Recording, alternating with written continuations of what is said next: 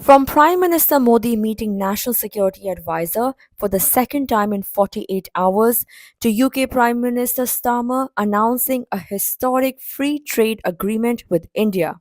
Here's today's news wrap. Prime Minister Narendra Modi met National Security Advisor Ajit Doval for the second time in 48 hours on Tuesday amid escalating tensions following the Pahalgam terror attack that claimed 26 lives. The high level discussions come ahead of nationwide mock civil defense drills, India's first since the 1971 war, signaling heightened military preparedness.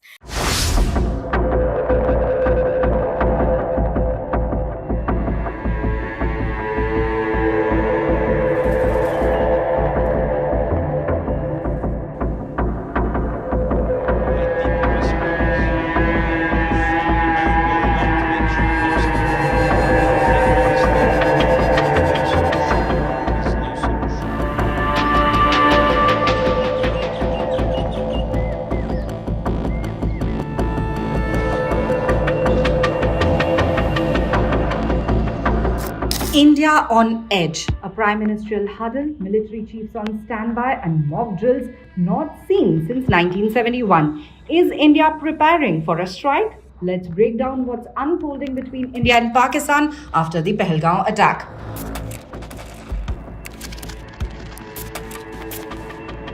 Prime Minister Narendra Modi met National Security Advisor Ajit Doval on Tuesday morning. This is the second such briefing in just 48 hours.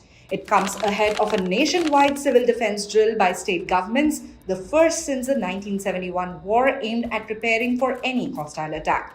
Over the past few days, Modi has held high-level meetings with Defense Minister Rajnath Singh, Chief of Defense Staff General Anil Chauhan, and all three service chiefs. Last week, Modi gave the armed forces complete freedom to decide on India's military response, from timing to targets.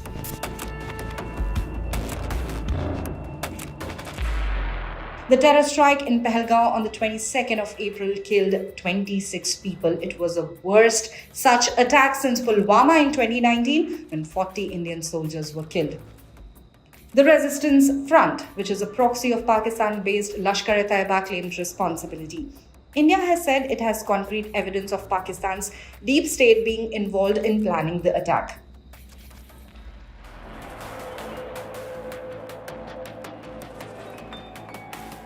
Meanwhile, Pakistan has denied any involvement and called for an independent international probe. It also pushed for a closed-door meeting at the UN Security Council to gather global support. But according to news agency ANI, the UNSC appeared unconvinced. Council members asked tough questions about Lashkar-e-Taiba's role and the targeting of civilians. However, Pakistan reiterated its commitment to peaceful relations and mutual respect.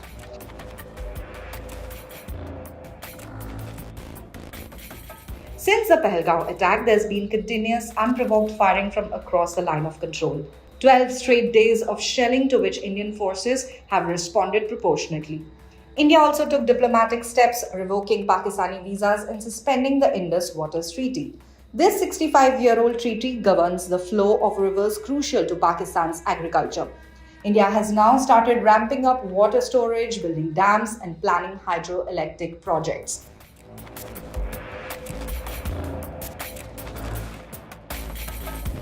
Islamabad hit back by suspending Indian visas, halting the Simla agreement, and warning that the IWT suspension would be treated as an act of war.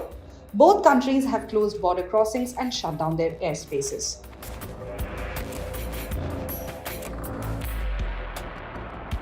So, what comes next? Well, the standoff is intensifying, but the global community continues to hope for restraint and a diplomatic solution. So, what will be India's next move? AIMM Chief Asauddin Owaisi on Monday strongly condemned the recent terrorist attack in Pahalgam, which took the lives of 26 tourists, calling it a cowardly act. Owaisi expressed deep concern over the brutal manner in which the killings were carried out. मैंने media में पढ़ा है, उनके relatives का बयान पढ़ा है. इसकी इंक्वायरी होनी चाहिए कैसे उनकी मौत हुई है. सर ये जो आप वाटर स्ट्राइक देख रहे हैं इंडिया की तरफ से सलाल बगलियार, इसको कैसे देख रहे हैं? अबेंस पे रखा है ना इसको, ये तो अबेंस पे रखा गया है. ये तो एक दहशतगर्दाना बुज़दिलाना हमला है और जितना भी उसकी मजम्मत जितनी भी उसकी मजम्मत की जाए बहुत कम है। इससे सबसे बड़ा नुकसान तो कश्मीर के लोगों को हो रहा है। इतना बड़ा टूरिस्ट यहाँ से चला गया। वालेकुम सलाम। एक मिनट, आराम से।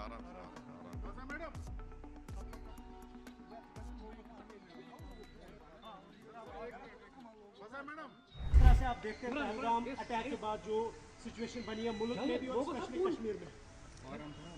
देखिए, ये तो एक दहशतगर्दाना बुज़दिलाना हमला है और जितना भी उसकी मजम्मत जितनी भी उसकी मजम्मत की जाए बहुत कम है।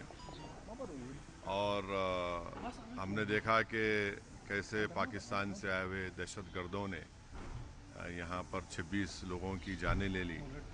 और सबसे दर्दनाक और इंसानियत सोच बात यह है कि ख़वातीन को, बच्चों को अलग करके मर्दों से उनका मज़हब पूछना और अगर कलमा नहीं बोल सके तो उनको गोली मारना, ये तो दरिंदगी है। ये तो ज़ाहिर है ये एक बड़ा ही तकलीफ़ दे और दर्दनाक वाक़या है और हम इसकी मज़म्मत किए हैं और मज़म्मत करते हैं। और दूसरा ये कि इससे सबसे बड़ा नुकसान तो कश्मीर के लोगों को हो रहा है। इतना बड़ा टूरिस्ट यहाँ से चला गया। तो अब हम तो ये चाहते हैं कि इसका एक मौसर जवाब हमारी हुकूमत दे। ऑल पार्टी मीटिंग में भी हमने ये बात कही थी। वैसे साहब, जो पहलगाम में एक यूथ की डेथ हुई है, एलिजिडली वो आर्मी की कस्टडी में, उसके बाद पुलिस ने कहा वो OGW है, अराउंड 3000। है ना, ये इसकी इंक्वायरी होनी चाहिए। मैंने मीडिया में पढ़ा है, उनके रिलेटिव्स का बयान पढ़ा है। इसकी इंक्वायरी होनी चाहिए कैसे उनकी मौत हुई है। सर ये जो आप वाटर स्ट्राइक देख रहे हैं इंडिया की तरफ से, सलाल बगलियार, इसको कैसे देखते हैं सर? अबेंस में रखा है ना इसको, ये तो अबेंस में रखा गया है। देखिए आप, अबेंस में रखा गया है और यहाँ पर एक न्यूट्रल एक्सपर्ट और कोर्ट ऑफ आर्बिट्रेशन भी मसला चल रहा है। तो देखिए आगे क्या होता है। बस अब हो गया। In a defining moment for post Brexit Britain, Prime Minister Starmer has announced a historic free trade agreement with India, the largest trade pact the UK has signed since leaving the EU. Speaking from London, Starmer called it a significant step that will bring billions of pounds and thousands of jobs to the UK economy while marking India's most ambitious trade deal to date. This is the biggest trade deal that we, the UK, have done since we left the EU, and it's the most ambitious trade deal that India has ever done. And this will be measured in billions of pounds into our economy and jobs across the whole of the United Kingdom. So it is a really important, significant day.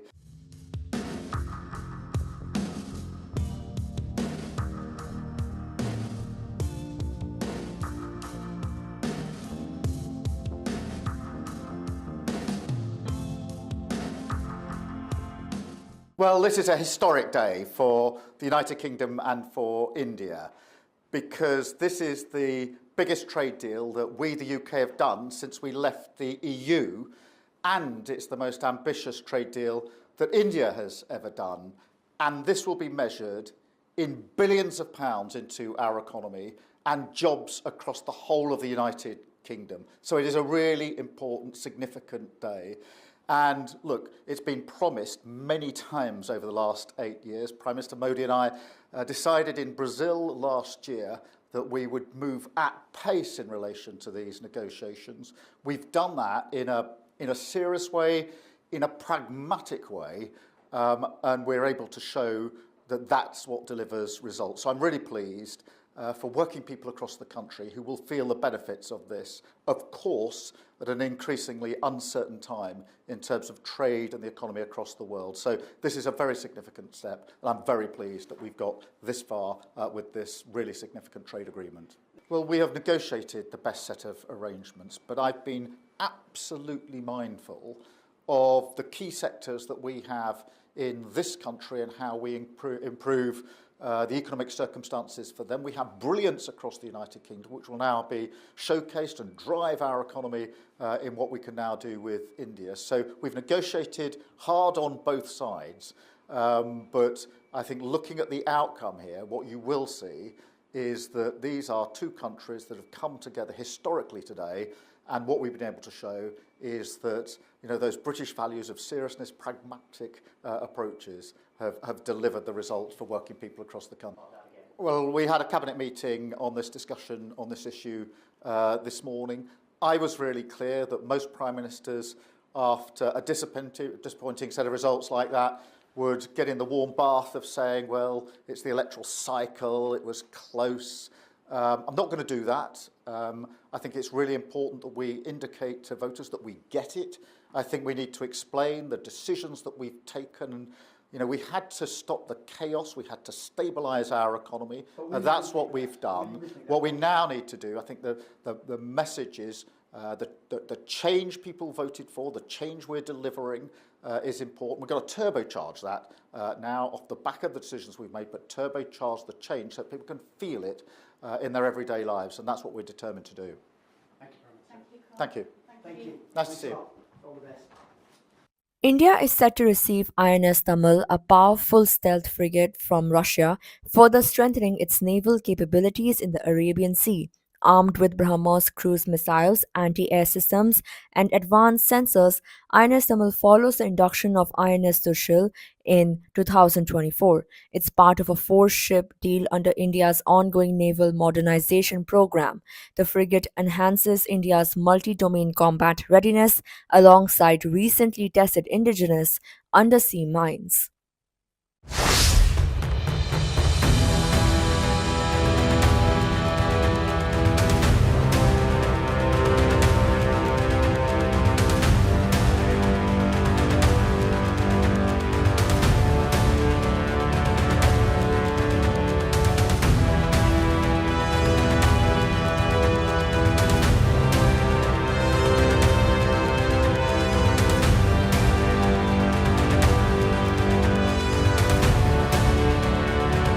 India is about to add another major asset to its navy, INS Tamal, a powerful Russian-built stealth frigate loaded with advanced weapons, sensors, and automated systems. Once operational, this multi-role warship will significantly boost India's combat readiness in the Arabian Sea, working in tandem with its sister ship INS Thrissur, commissioned in December last year. The delivery comes at a time when regional maritime tensions, especially with Pakistan, are rising. India is reinforcing its naval forces to maintain dominance in the Indian Ocean region and ensure it can respond swiftly to any threats. INS Tamal, built under a long-standing agreement with Russia, is part of India's broader push to modernize its surface fleet with versatile warships capable of both defense and attack. The 3,900-ton INS Tamal is part of the improved Krivak 3 class frigates designed for deep sea or blue water operations. These warships are ideal for multi-role missions such as anti-aircraft, anti-surface, and anti-submarine warfare. With the ability to project power across domains, they are central to India's strategy of asserting maritime superiority. One of the ship's major strengths is its firepower. Armed with BrahMos supersonic cruise missiles, now upgraded to a 450 kilometers range, INS Tamal packs a serious punch. These sea-skimming missiles travel nearly 3 times the speed of sound and are nearly impossible to intercept. Alongside them are still vertical launch surface-to-air missiles, torpedoes, rockets, and advanced anti-submarine warfare systems. The ship also supports helicopters like Kamov 28 and Kamov 31, which further expand its surveillance and strike capabilities. But it's not just about brute strength. INS Tamal is stealthy, with its radar, infrared, and noise signatures significantly reduced to avoid enemy detection. Plus, high-level automation means the ship can operate more efficiently with fewer crew, allowing for faster decisions during combat. Adding to this growing naval strength, India recently tested indigenous multi-influence ground mines, which is a big step forward in underwater warfare. These mines, which use magnetic pressure and sound sensors to detect enemy submarines, show India's technological growth in naval defense. Defense Minister Rajnath Singh said the new systems would give the Navy a stronger edge in undersea operations. Strategically, this is more than just about ships. India is sending a clear message. It is ready to protect its interests, deter aggression, and counter challenges in the Indian Ocean region, including from Pakistan and China. While India's 19 active frigates are already a major force, Pakistan lags with just 8, even after adding China-made Tughril-class frigates to its fleet. Despite their improved firepower, armed with CM-302 supersonic anti-ship missiles, LY-80N surface-to-air missiles, and modern anti-submarine warfare systems, these ships are still no match for India's BrahMos-armed vessels and Barak-8 air defense systems. India's growing ability to build ships at home like the Nilgiri class and upcoming Project 17B further tilts the balance in its favor. India maintains a clear edge with its Talwar and Shivalik class frigates, which surpass the Tughrils in versatility, firepower, and seamless integration with the broader naval fleet. That's all for today. We leave you with visuals from Kerala, where devotees gather to celebrate the vibrant Thrissur Pooram festival.